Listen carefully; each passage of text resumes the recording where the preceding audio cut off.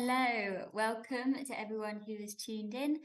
This is part 2 of our #Climate Inquiry series, a series where we're looking at everything to do with climate change, the impacts of climate change, and potential mitigation strategies as well. So I'm Anna, if you didn't manage to catch the last broadcast. I'm here down in Slapton Ley with the Field Studies Council, but this series is also brought to you by the British Ecological Society as well, a really brilliant society looking at research and projects into creating a more green and ecologically driven future. So thank you to everyone who has joined already. I will kind of talk a little bit while more people join us. But if you haven't already received a survey in the lead up to this broadcast, do check your inbox. There should be an email there for you to complete a little bit more information about your mindset with climate change and how that might be shifting the more we discuss our what's going on and what can we do about it. So coming up in this lesson, we're going to be looking at a range of more mitigation strategies. We're going to be talking to a lot of experts, a lot of researchers. Also, we have a live interview. I know you all enjoyed the live discussion we had last time with Malcolm, but we've got Sam Thurston coming up later on, who is our sustainability manager at the Field Studies Council.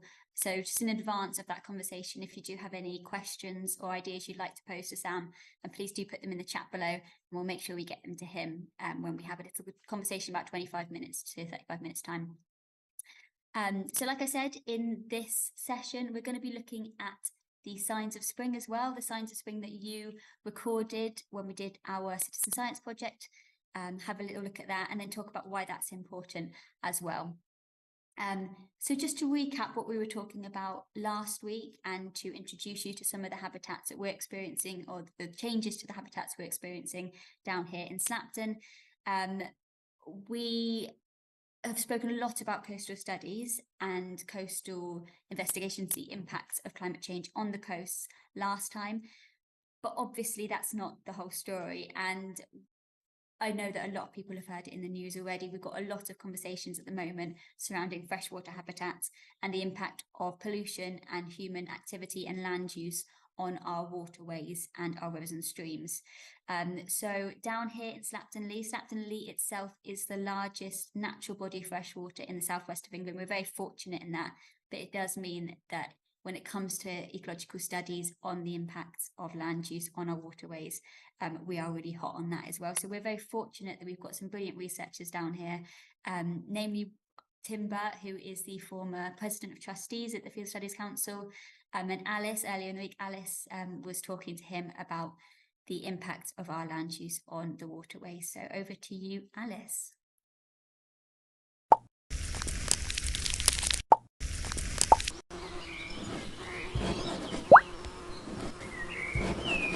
Hello, so I am sat here with Professor Tim Burt, who is the President of the FSC. Hello, Tim.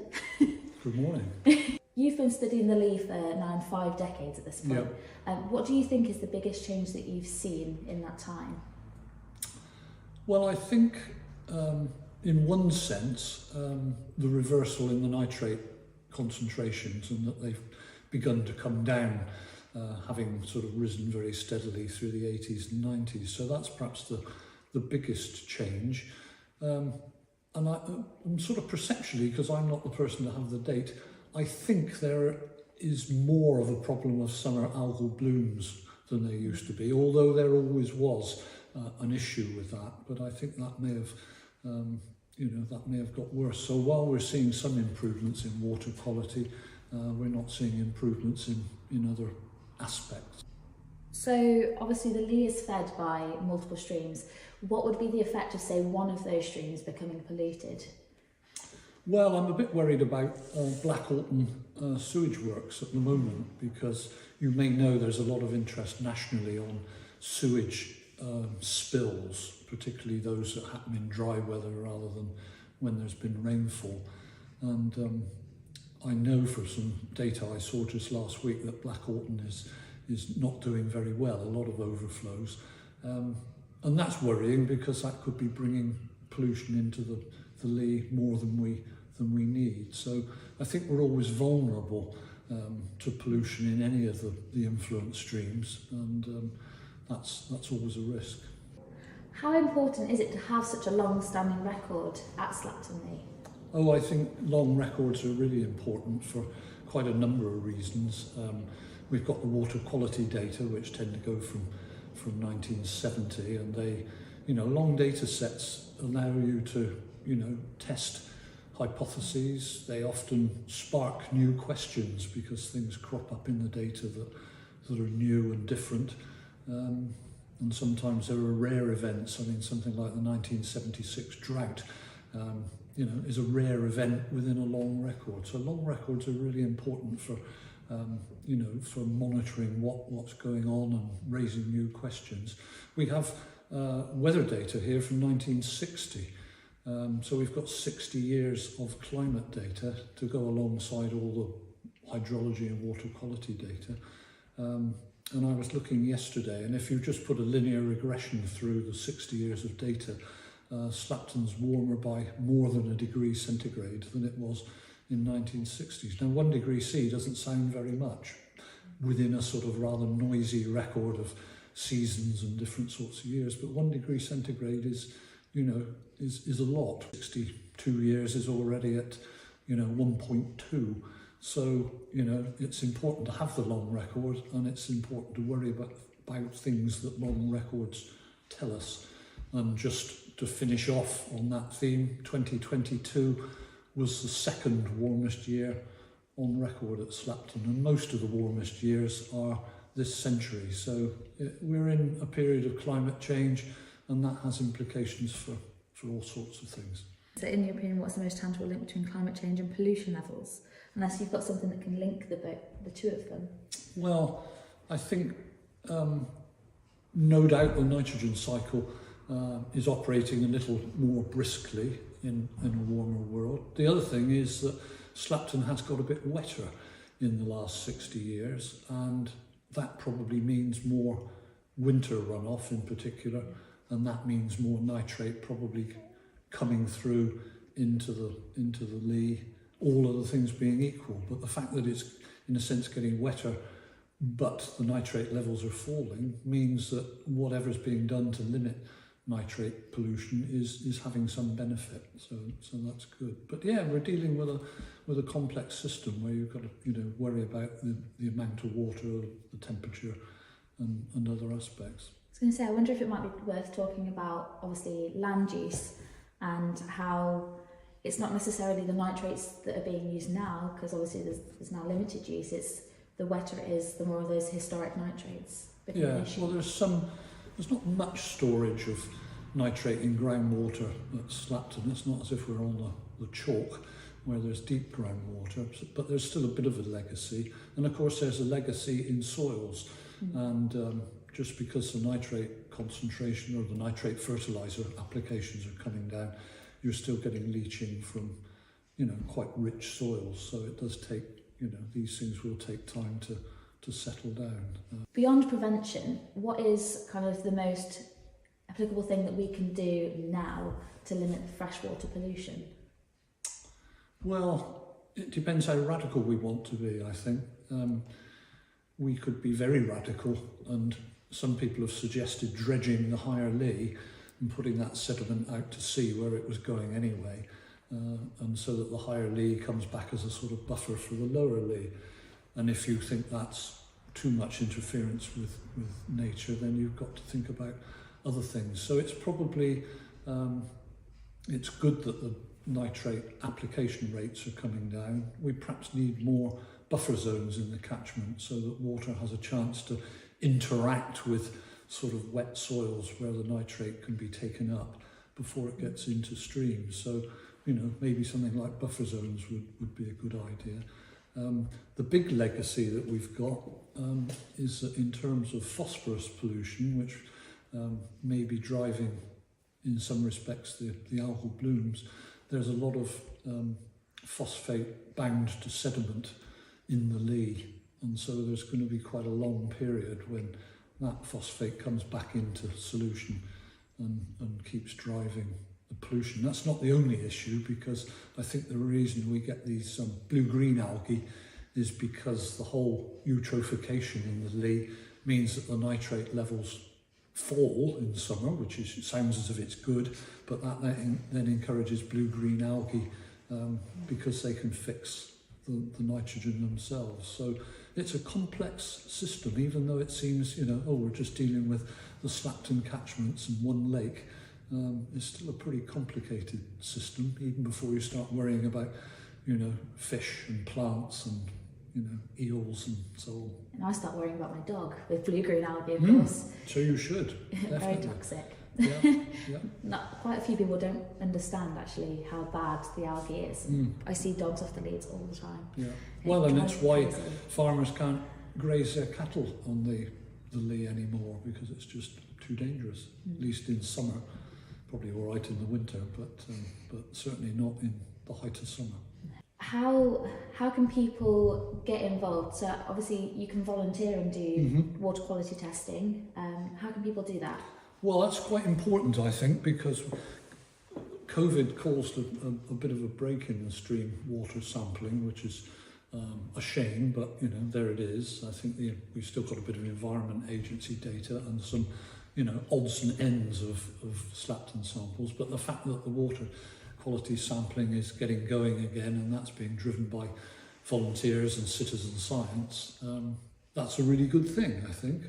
So for everyone else in the rest of the UK that might be watching, who maybe not be able to get to sort of here, maybe what could they do? So if they went to the Environment Agency, or if they went to citizen science, they could maybe even sign up and train as volunteer themselves for their own local stream. Yeah, well, the place I would start would probably be their local Rivers Trust, because the local Rivers Trust will know what's going on. So down here, West Country Rivers Trust, and they, for example, have got a project in the River Colne, which is northeast of Exeter, and an intensive agricultural catchment, not very good in terms of pollution, and we know it's got its own share of sewage overflows.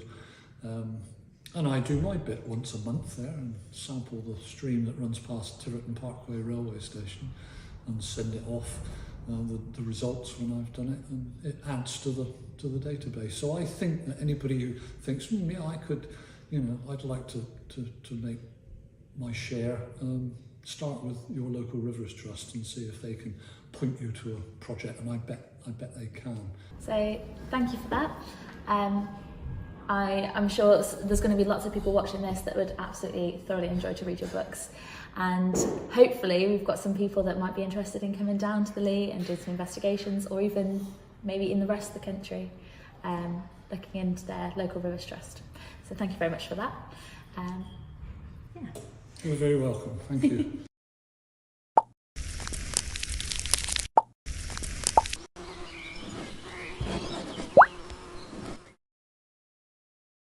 That's brilliant. Thank you so much to Alice and Tim for that conversation. It's really eye-opening, and it just goes to show how important these long data sets are. I mean, to be studying the Ley for decades is just really invaluable in terms of having a data set we can refer to and see how these changes are happening over time. So really thank you very much for that. It's brilliant. Again, another nice point that Tim made there with the data, the importance of these long data sets and looking at these changes. If anyone does want to know a little bit more about the state of our rivers and waterways, there was a brilliant broadcast with BBC Countryfile just a few weeks ago.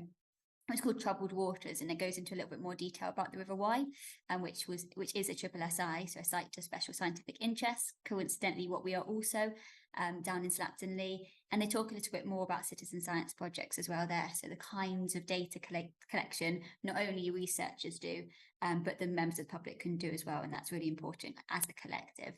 And on that note, our citizen science project from last session, so back in February, has been taking off. It's been doing really well. So thank you very much for everyone who got involved with monitoring the signs of spring. Again, looking at the signs of spring, really important for knowing where we're at with the effects of climate change, and being able to monitor it over potentially decades, like Tim's been monitoring the Ley for, would be a really valuable piece of information to have. And this is just the start. So thank you very much. I am going to share my screen in a moment to show you the results of this data collection. I was massively impressed by the array of different signs of spring we all spotted, and across the whole UK as well. If you do have any comments about what you spotted, as you can see, there is a good distribution of different signs of spring, but please put them in the comments as well if you've got any stories you'd like to share, things you spotted. And then you can have a look at what we've got in front of me. So yeah, so we've got, as you can see here, there is quite a good variety, and we've even got some representation up in Shetland, so thanks very much for that. There is also, obviously, you can see the key, and we've got a bee out in the North Sea. It's very impressive.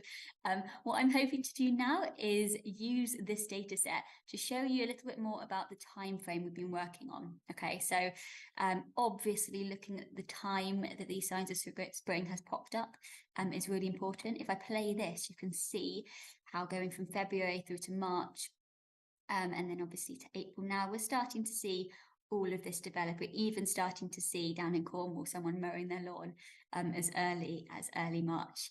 On the note of the lawn mowing, so that is the green dot here. Obviously, mowing your lawn is an important process, and keeping up with things being pristine in nature. However, if you are interested in reducing your mowing, No Mow May is coming up after April, obviously.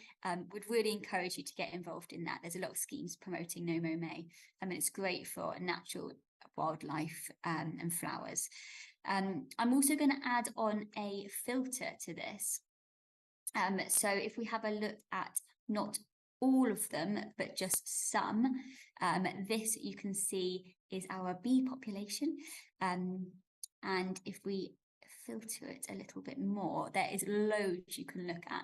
So as you can see, I'm just showing the bees. But what do bees need? They need flowers. So why don't we add on an additional one, and we can have a look at what sign of spring, and we can look at the daffodils as well. And hopefully this can show you and show us how the two might be working together, and potentially if there's a mismatch in that, that might be something to look at as well in terms of planting new species. So I'm going to save that. And then we're going to add this. And let's just see, hopefully it will show us, again, your data you collected, really useful tool, how we've got, are we going to see it? Oh, it's not showing, hold on. How we've got one after the other. Oh, I think I know what I've done here. Yeah, so you do just have to make sure you've got your filter, and it's not, and it is or.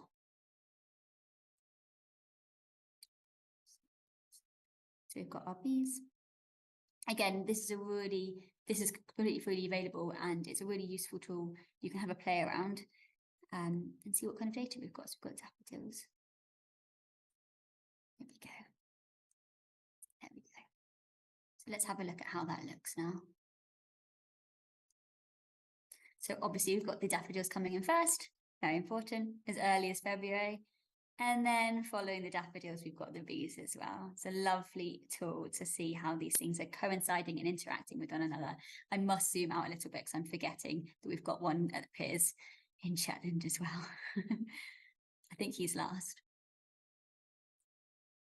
Right to the end. And there we go. Right up north, obviously one of the coldest areas in the UK, so it's going to be the latest. Another nice thing to note with this, hopefully you should be able to see a gradual movement north with the signs of spring. If you remember back to Greg's video last broadcast, sorry, he mentioned that there was a steady walking pace of spring. Essentially, you could walk from South Cornwall all the way up to those Shetland Isles. And spring will follow. So it's a really nice thing to kind of see. And I think if we have a look at something like the lawn cut, even though there aren't as many data entries, out of curiosity, there was a total of 243 data entries for this. Again, in that short period of time, a really powerful data set. We'll save that, and you should be able to see that movement north. This is a really lovely demonstration of it. That walking pace moving north as spring follows. We're very fortunate down in South Devon that we are the first ones to get the spring. Very smug about that. But we don't get snow, so you know. Look at that movement north, lovely. Yeah, very impressive. I love this. I think it's a great tool. So I would encourage you, it isn't too late to add data to this data set. There's a QR code which will come in a little bit as well. It was at the beginning, so you can always rewind to grab it. But really powerful data set, loads you can do with it. And it is on the screen. There we go. Loads you can do with it, and I would recommend you to input it. This isn't the end. We're going to carry on doing this data entry and see what we can get moving in through spring to the summer as well. Having a look at that, I think that maybe I'll do another one as well. Should we have a look at one more? Let's look at one more. Hazel catkins. I love hazel catkins. They are a flower, believe it or not, even though they don't look like it. It's those lamb tails that Greg showed you in the last broadcast. And the reason why we're seeing them so early is because they, unlike the other flowers we might expect to see, they are not pollinated by insects largely. They're pollinated by the wind. So this time of year, February to March, is a really great time to see them. They're the first kind of flowering plant, I guess, if you want to think about it like that. And they use these windy, stormy weathers to spread their pollen. So that is why we're seeing them so early, and it's a lovely sign of spring. Not relying so much on the bees, but more on the wind. I will take the filter off then so we can see all of them.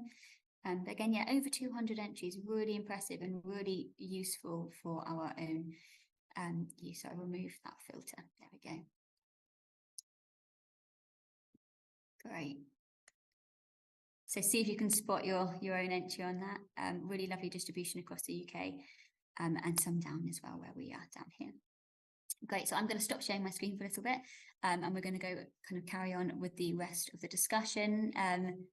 But yeah, do get involved. I would really encourage you to, and also keep those questions coming in as well for Sam in a minute. Talking about data, talking about what we are doing as an organisation is a really, really important thing. So let's keep the conversation going. Yeah, like I said, data is really important to us, and keeping these citizen science projects going is really important and valuable. But there is a little bit more we can do as an organisation. There's a lot we are doing as an organisation to keep up with the changing climate and to keep our impact on climate change down. So the best person to talk to about this is obviously our sustainability manager at the Field Studies Council. This is Sam Thurston. So thank you very much, Sam, for joining us. Hi, Anna. Lovely to be here. Hiya. Hiya. So we've had a few questions coming in. We do have a few questions for you as well. So should we start off, I guess, by talking about your journey to where you are now? Obviously, we have a lot of young people watching, a lot of people who might be at university looking towards their careers in biodiversity or sustainability. So how did you get into the role that you're currently in with being the sustainability manager? Thanks, Anna. I think the first thing to make clear to everybody watching is that, rather oddly, I never really planned to be a sustainability manager. So some of you might be sat there now thinking, well, I definitely want to do this. But you also might be thinking, oh, I am actually not sure. So there is hope if you're not sure. I was actually a cave guide when I was at university, studying environmental studies, and that took me on a journey via a number of different places, really working in education outside the classroom. So I've worked as a manager of an education centre in a Norman castle. I've also been a field studies tutor at a number of different field studies centres, and also worked on some education projects around teacher training, encouraging them to take their students outdoors. So I've got lots of experience working in the education side of things, but I guess I'm a good example of one of those people who's had a green job transition. So I've kind of moved from the education side of things through to sustainability focused role, and rather than talking about sustainability as part of educational delivery, I'm now focusing on that all the time.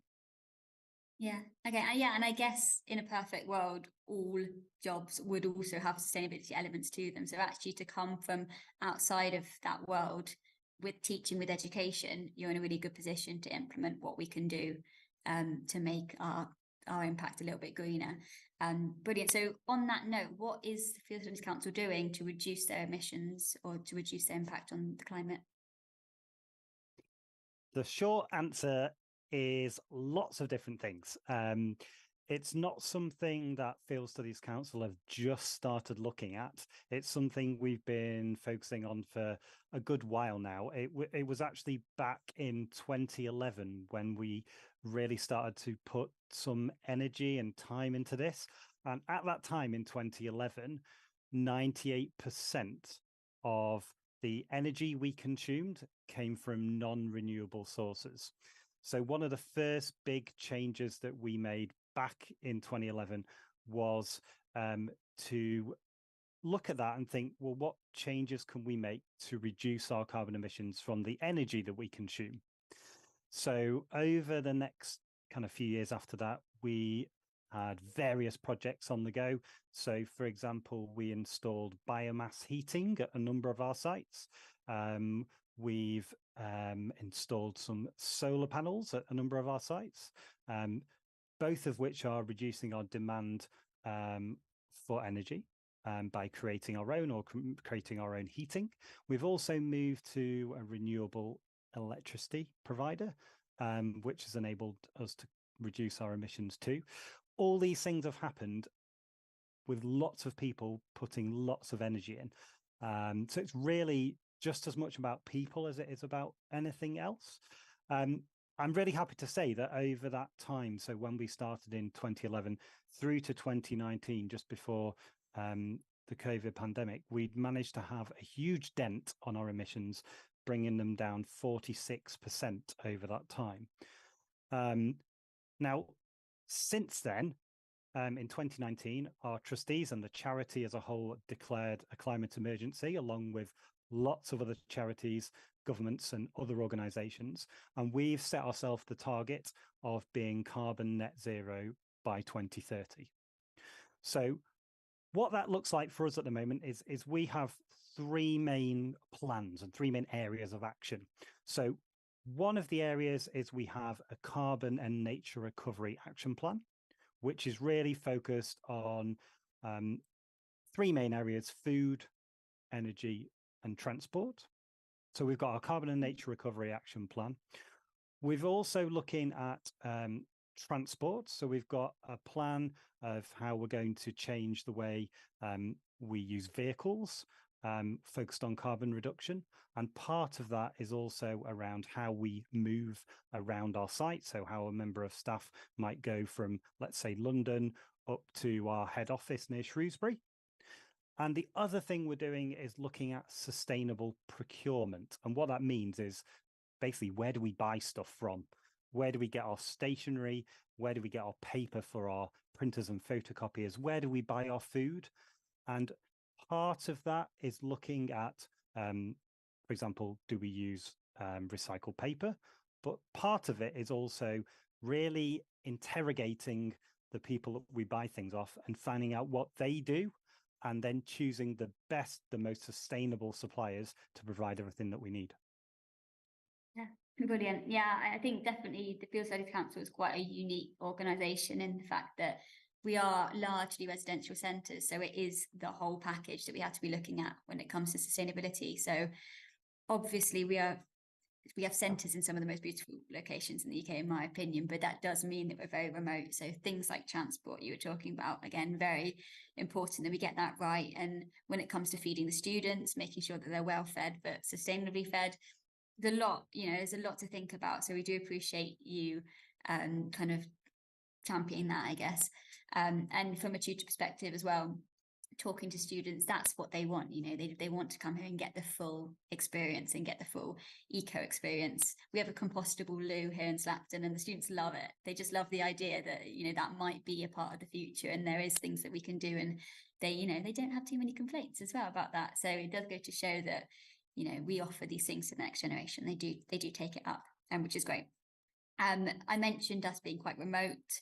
I mentioned, obviously, we have a lot of mouths to feed here. What are some of the biggest challenges kind of on that note that you've come across since starting your role?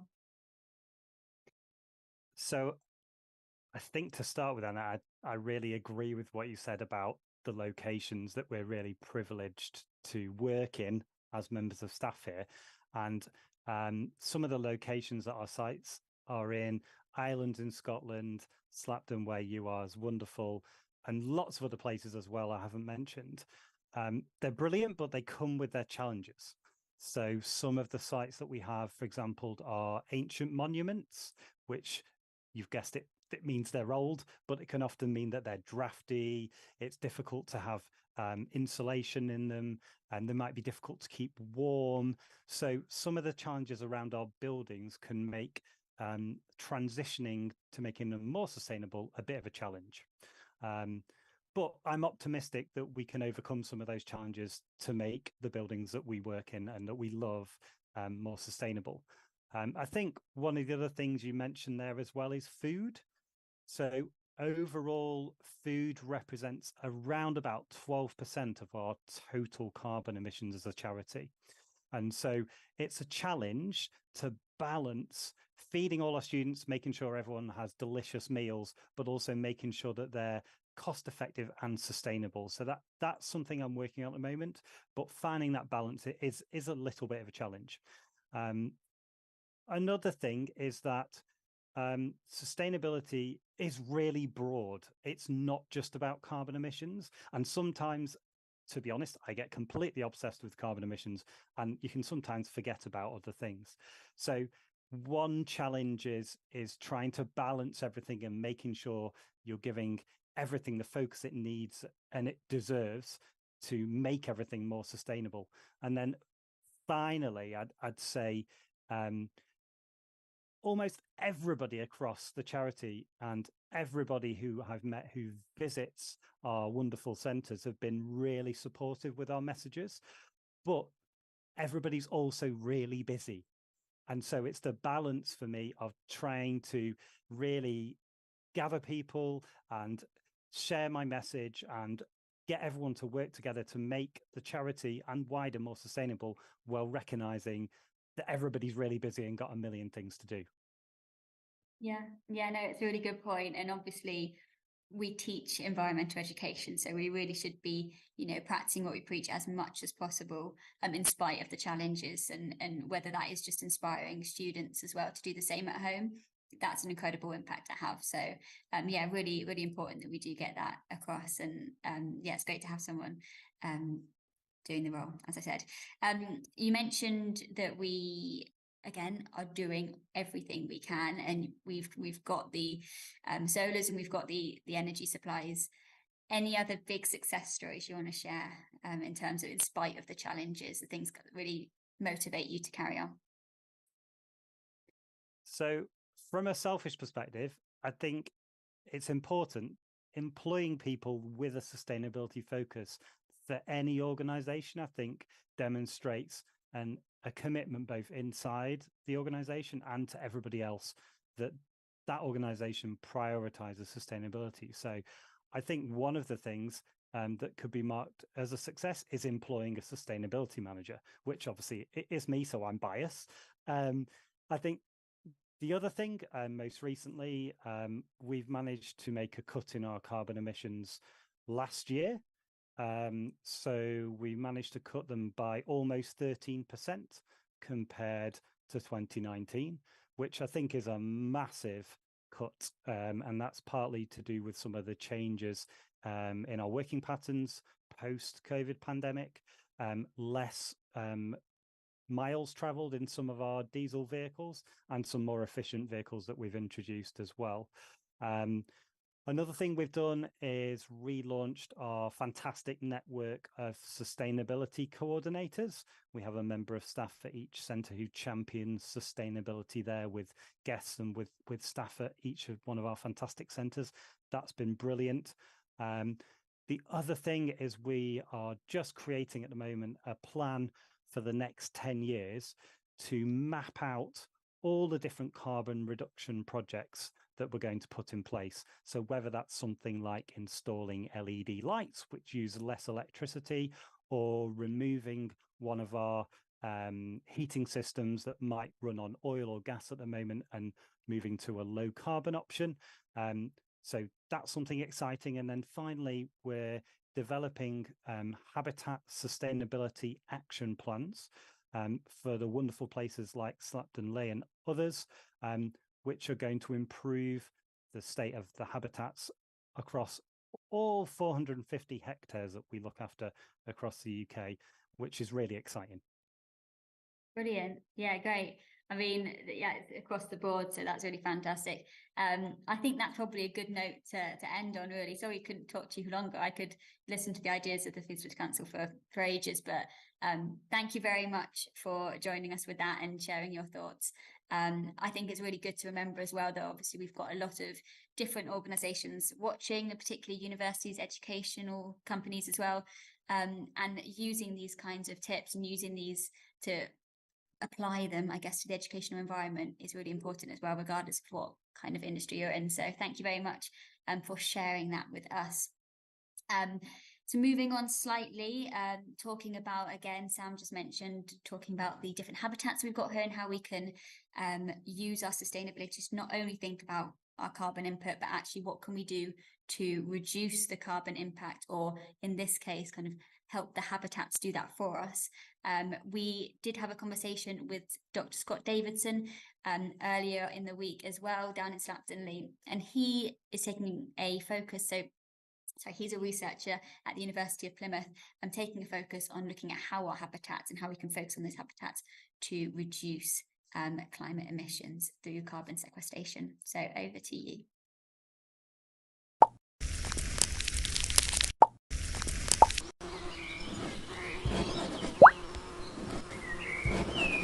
Hi, welcome to FSC Slapton Ley. My name is Jonathan Reed, and I'm here to interview Scott Davidson here on the importance of wetlands in terms of carbon storage. Scott, could you mind introducing yourself? Hi, I'm Dr. Scott Davidson. I'm a lecturer in ecosystem resilience at the University of Plymouth. Excellent.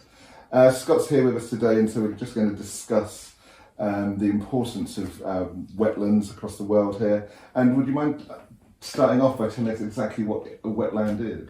Well, a wetland is a type of habitat that is either permanently or seasonally flooded. That means that the water table is either at or near the surface of the soil. Wetlands occur all around the world. They can be salt marsh, mangroves, and here in the UK we have bogs, fens and swamps. Excellent, thanks for that. Now here in Slapton we're quite lucky because just around the corner here we've got quite an extensive wet woodland. It's quite a rare habitat in the UK, so can you maybe explain the extent and the importance of wet woodland? So wet woodlands are a unique habitat. They're a type of wetland, but they all have trees as well. And so they can be dominated by trees such as alder or willow, and they can be peat forming as well. So they're a type of peatland as well as being forested woodland. Oh, excellent. So it's sort of like multiple layers going on there. And what are the real benefits of wet woodlands in terms of climate change or reducing the impacts of climate change? So we don't know very much about wet woodlands, which makes them quite exciting as a research topic. But the benefit of a wet woodland is it combines the ability to store carbon in their soil and their peat, like other wetlands do, but they also store carbon in their trees and the above ground biomass. So the sweet spot of having both above ground and below ground carbon makes them a real winner in the fight against climate change. So how do wetlands store carbon? Wetlands store carbon because they're wet, so that soil has no oxygen in it because the water is there.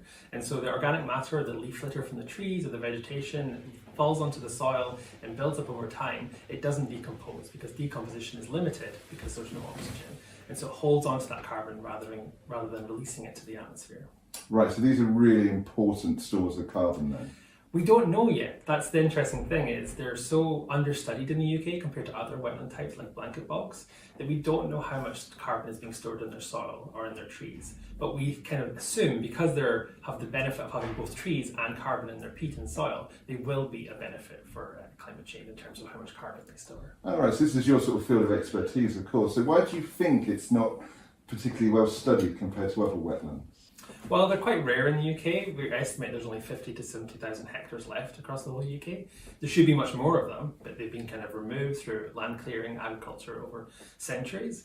But also I think working in them isn't easy. They're pretty wet, they're entanglement of roots, of branches, of twigs, of stems, and so they're not the easiest ecosystems to work in. Unlike a blanket bog, there's no canopy there, it's quite open, it's hard to work in these systems, but that's what makes them really exciting. Oh yeah, so there's lots of potential discoveries there, and there's potential huge carbon storage in these environments. Yeah, so my research program is looking at trying to understand how much carbon is stored in the peat, and collaborating with people across the UK and understanding how much carbon is stored in the trees to kind of get a full picture of how these ecosystems function and how we might use them in the fight against climate change. Oh wow, and so are there any projects about increasing the amount of wet woodlands around? We haven't got any projects at the moment thinking about increasing the number of wet woodlands because we don't know how they function. And so if we want to try and encourage restoration of wet woodlands, we need to know how existing wet woodlands function first. And so we're getting that baseline data now so we can start inferring in the future, yes, these wetlands are important carbon stores, we need more of them. So of course, one of the concerns I would have, if this is really important habitat, wet woodlands, with climate change happening, what's likely to be the future of those wet woodlands that we have left? And so wet woodlands are quite resilient ecosystems, but they're under threat from climate change through increasing temperatures leading to drought. So they're wetlands, they need to be wet underfoot. And as we experienced the last few years, our summers are getting hotter. And so as they get drier, a lot of these trees that are adapted to wet conditions might be pushed out by trees that are happier to live in those drier conditions if those wetlands dry out. Oh, and what methods could be employed to keep our wetlands wet then? Well, as with any kind of wetland restoration, re-wetting, so bringing the water table back to the surface of the soil or above the surface of the soil would be key to try and keep these locations as wet as possible, to keep that carbon locked in the ground and keep these wet woodlands happy. Excellent. So things like reducing our water use and abstraction of the water and, you know, reintroducing beavers and stuff, those are strategies that could be used. Yeah, so beaver is actually a really interesting aspect when it comes to wet woodlands, because not only can they in some ways destroy wet woodlands because of their activity, they can create new wet woodlands just by their nature of how they engineer the landscape. And so wet woodlands can be a co-benefit of the reintroduction of beaver, definitely. Excellent. So these are a really important habitat and a rare habitat, so we do need to sort of be protecting them. Are there any other benefits that wet woodlands have over just the carbon storage? So wet woodlands, we kind of think of them as islands of biodiversity. So often in the UK, because a lot of the landscape's been cleared, the wet woodlands that exist now are kind of pushed to their limits and they're kind of islands amongst a sea of agricultural land.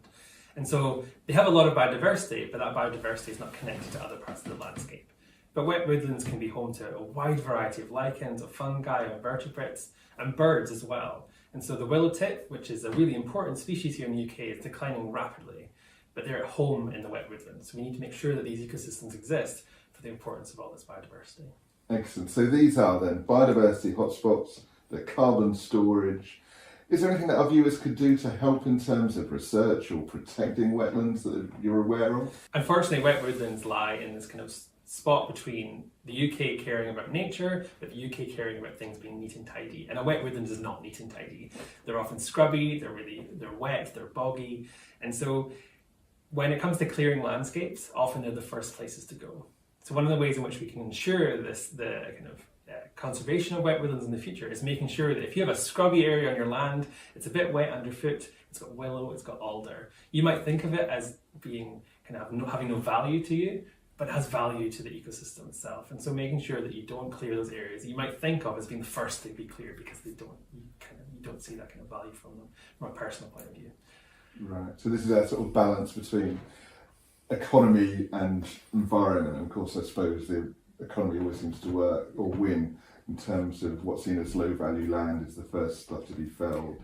Yeah. And we're not, I suppose, looking at the importance of biodiversity and carbon storage, of course. Yeah, because I think a lot of time landscape is cleared in the UK when it's of low value, or people view it as low value. And so these low-lying riparian zones near rivers or floodplains, which have these scrubby willow, that people look at and go, oh, I can't do anything with that, I'll just clear it and make it something I wanted. That ecosystem is important. It's potentially storing a lot of carbon. It's an island of biodiversity for the plants and animal species there.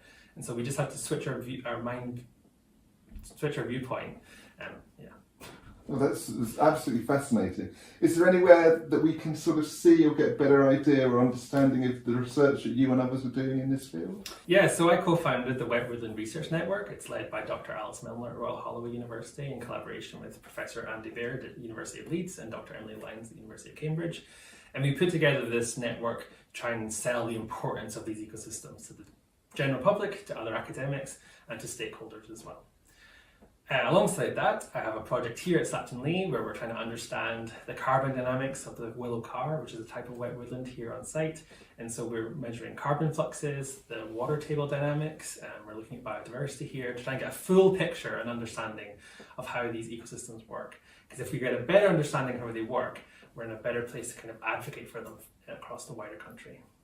Well, that's absolutely excellent. So thanks so much for that information. If you've got any questions or queries, then please contact our website and we can forward questions on to Scott if necessary. But thank you very much for that incredible insight into the importance of wet woodlands and wetlands generally across the globe in terms of climate mitigation. Thank you very much.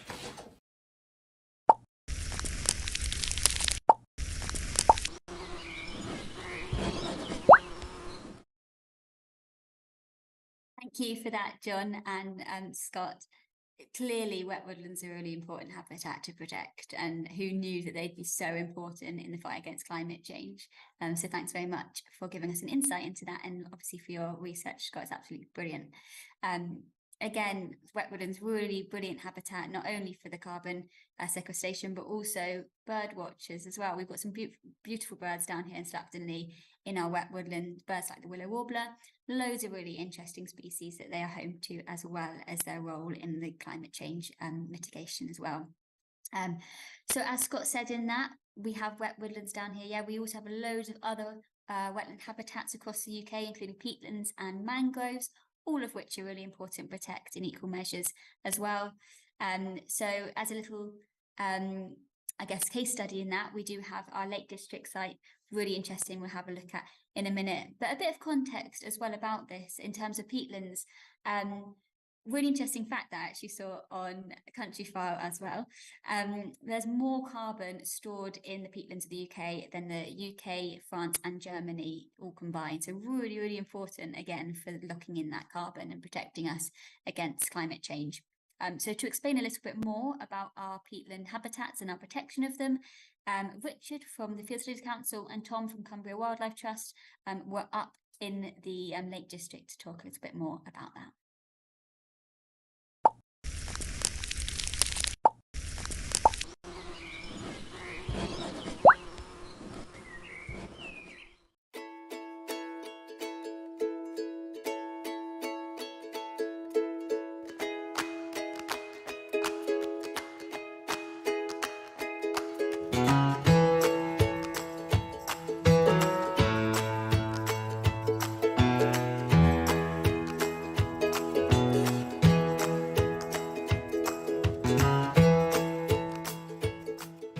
Hello, I'm Richard from the Field Studies Council. Today we're in the Thirlmere catchment in the Lake District to look at some efforts done by Cumbria Wildlife Trust to mitigate climate change impacts in the Lake District. This is Tom from the Cumbria Wildlife Trust who's going to show us some of their projects in this area.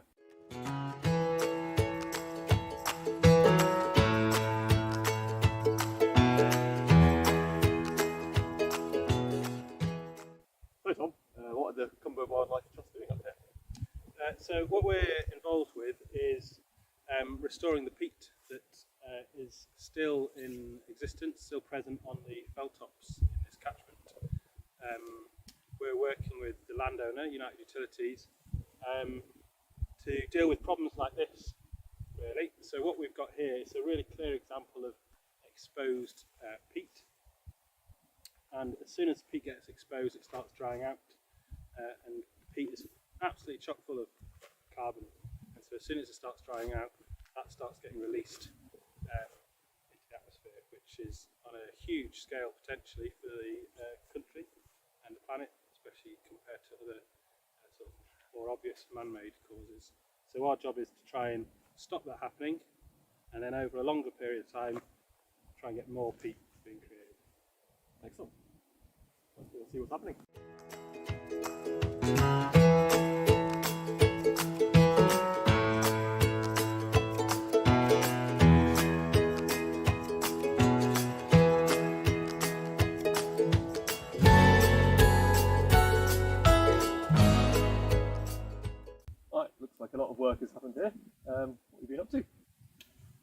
So this is one of the patches that we've been working on where we've had real bad peatland erosion, much like showed you before, in fact worse.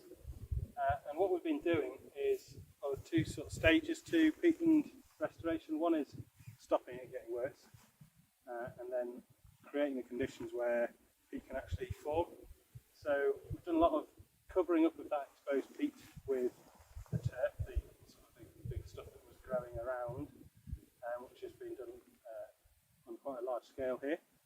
And then we try and create the conditions where sphagnum moss can grow. So sphagnum moss is like the key to peat production, and if you get the conditions right, you get peat, you get the sphagnum growing up, and it can eventually set layers down and it's present as peat. So that's what we've got here: lots of small, shallow pools, which over time sphagnum can grow in and colonise, and then eventually spread out. So it's about, we say, we're kind of trying to re-wet the ground without flooding it, basically.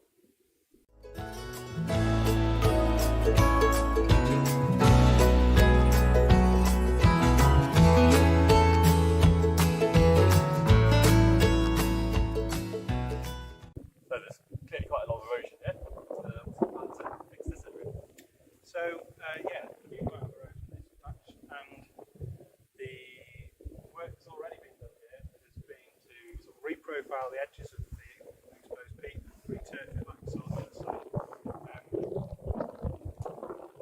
to reduce the erosion. But there's not enough turf around that they can use to completely cover this up. So the solution that we've got here is to actually plant moss that's been grown elsewhere.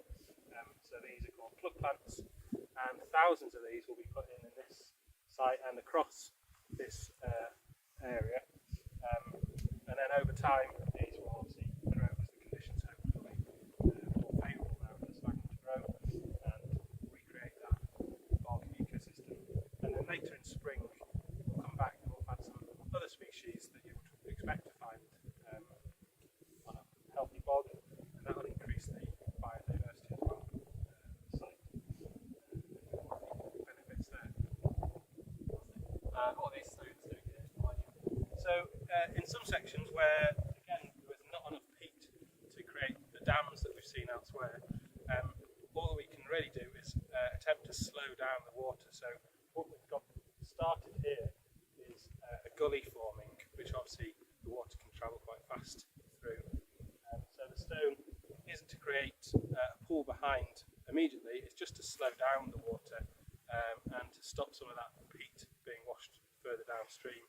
And then over time that should naturally form a pool and we get the bog forming behind it.